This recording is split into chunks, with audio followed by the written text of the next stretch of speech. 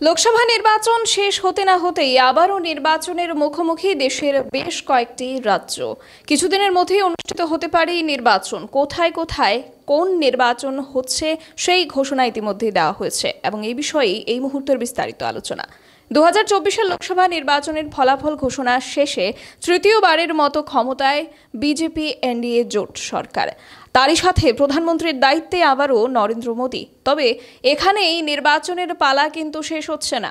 দেশে আগামী কিছুদিনের মধ্যেই আরও কিছু নির্বাচন অনুষ্ঠিত হতে যাচ্ছে। আজ নির্বাচন কমিশনের ওয়েব পোর্টালে এই নিয়ে একটি বিজ্ঞপ্তি জারি করা হয়েছে, যাতে বলা হয়েছে যে দেশের মোট 7টি রাজ্যের 13টি বিধানসভা কেন্দ্রে খুব শীঘ্রই উপনির্বাচন হতে যাচ্ছে। যে রাজ্যগুলোর মধ্যে এই উপনির্বাচন হচ্ছে সেই রাজ্যগুলো হচ্ছে বিহার, পশ্চিমবঙ্গ, তামিলনাড়ু, মধ্যপ্রদেশ, উত্তরাখণ্ড, পাঞ্জাব এবং হিমাচল প্রদেশ। চলতি মাসের 14 তারিখ অর্থাৎ 14ই জুন এই নিয়ে গ্যাজেট নোটিশ জারি করা হবে। এরপর 21শে জুনের মধ্যেই নমিনেশন দাখিল করতে হবে। 24শে জুন নমিনেশনের স্ক্রুটিনি হবে এবং নাম প্রত্যাহার করতে হবে 26শে জুনের মধ্যে। 7 রাজ্যের 13টি কেন্দ্রে আগামী জুলাই মাসের 10 তারিখ হতে চলেছে উপনির্বাচন। সর্বশেষে 13ই জুলাই সবগুলো কেন্দ্রের উপনির্বাচনের ফলাফল একই সাথে ঘোষিত হবে। তো এই যে উপনির্বাচন হতে চলেছে যেই 7টি রাজ্যের 13টি বিধানসভা কেন্দ্রে, তার পেছনে যে কারণগুলো রয়েছে, দেখা গেছে যে এই 13টি বিধানসভা কেন্দ্রের যারা জয়ী বিধায়করা ছিলেন বিভিন্ন দল থেকে, তাদের কারোর হয়তো অকালে প্রয়াণ হয়েছে, কিংবা কেউ দল ত্যাগ করেছেন, পদত্যাগ করেছেন, কিংবা লোকসভা নির্বাচনে অংশগ্রহণ করেছেন ইত্যাদি বিভিন্ন রকম কারণবশত সেই বিধানসভা কেন্দ্রের যে বিধায়ক পদটি, সেই স্থানটি খালি হয়েছে এবং সেই শূন্যপদ পূরণের জন্যই কিন্তু পুনরায় এই উপনির্বাচনের আয়োজন হতে চলেছে।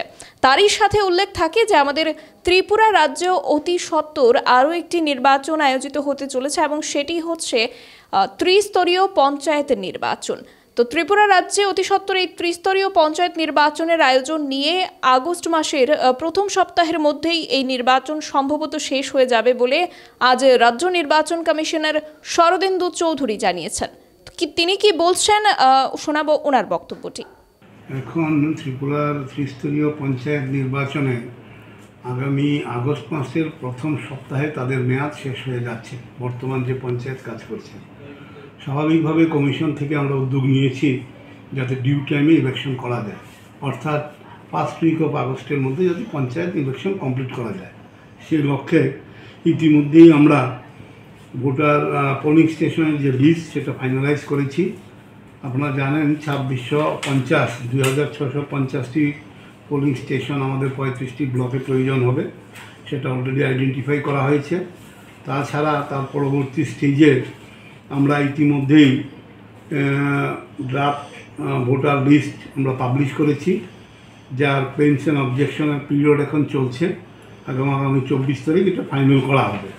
তো এই মুহূর্তে দাঁড়িয়ে দেখা যাচ্ছে যে ত্রিপুরা রাজ্যের ত্রিস্তরীয় পঞ্চায়েতকে সাথে নিয়ে গোটা দেশব্যাপী 7টি নয়, মোট বলতে গেলে 8টি রাজ্যে নির্বাচন হচ্ছে। তবে যদি শুধুমাত্র বিধানসভা নির্বাচনের কথা বলি, তবে দেশের 7টি রাজ্যের 13টি বিধানসভা কেন্দ্রে এই মুহূর্তে উপনির্বাচন হচ্ছে এবং ত্রিপুরা রাজ্যে যেটা হচ্ছে সেটা হচ্ছে ত্রিস্তরীয় পঞ্চায়েতের নির্বাচন, যেটা বলতে গেলে দীর্ঘ অপেক্ষিত একটা নির্বাচন। এবং এই পঞ্চায়েত স্তরের নির্বাচন কবে আয়োজিত হবে সেটা নিয়ে কিন্তু একটা জোর আলোচনা চলছিল।